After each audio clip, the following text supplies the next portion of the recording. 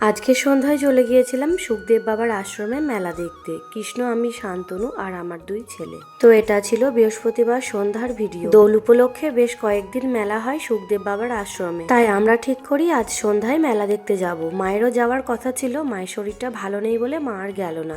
তাই কৃষ্ণ, আমি, শান্তনু আর আমার দুই ছেলে মিলেই চলে আসলাম মেলা দেখতে। আমাদের বাড়ি থেকে ওই 20 থেকে 25 মিনিট মতো সময় লাগে সুখদেব বাবার আশ্রমে যেতে। তাই আমরা বাড়ি থেকে বেরিয়েছিলাম ওই সন্ধ্যে 7টা নাগাদ। আর আসা মাত্রই আমরা চলে আসলাম মন্দিরটা দেখতে। এত সুন্দর মন্দিরটা এর আগে কখনো দেখিনি। এখান দিয়ে অনেকবারই যাওয়া আসা করেছি, তবে এই দিকটাতে কখনোই আসা হয়নি। অনেকটা দূর থেকেই মন্দিরটা দেখতাম, আজ সামনে থেকে দেখলাম। সত্যি অসাধারণ, এতটাই সুন্দর মন্দিরটা, মনে হচ্ছে বারবার দেখি। আর মন্দিরের চারপাশটাও ভীষণ সুন্দর। আর এখন তো লাইট দিয়ে চারিদিক সাজিয়েছে, আরো সুন্দর লাগছে চারদিকটা দেখতে। তো আমরা বেশ কিছুক্ষণ মন্দিরটা ঘুরে ঘুরে দেখলাম, তারপরে কয়েকটা ছবি তুললাম।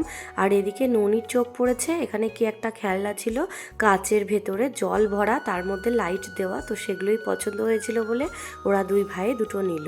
এরপর আমরা চলে আসলাম মেলায়, বেশ কিছু জিনিসপত্র কিনলাম। তারপরে চলে আসলাম লস্যি খেতে। ননি, আমি, কৃষ্ণ, শান্তনু সবাই মিলেই একটা করে লস্যি খেলাম। তারপরে খেলাম আলু স্টিক, যেগুলো এখন খুব বেরিয়েছে, মানে সব মেলাতেই দেখছি এগুলো বিক্রি হচ্ছে, তাই সেগুলোই সবাই মিলে একটা করে খেলাম।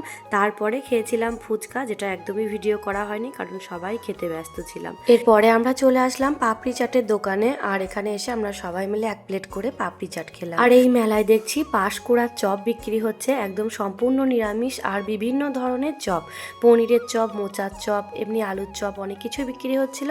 তাই বাড়ির সবার জন্য চপ নিলাম, আর নিয়েছিলাম জিলিপি আর নিমকি।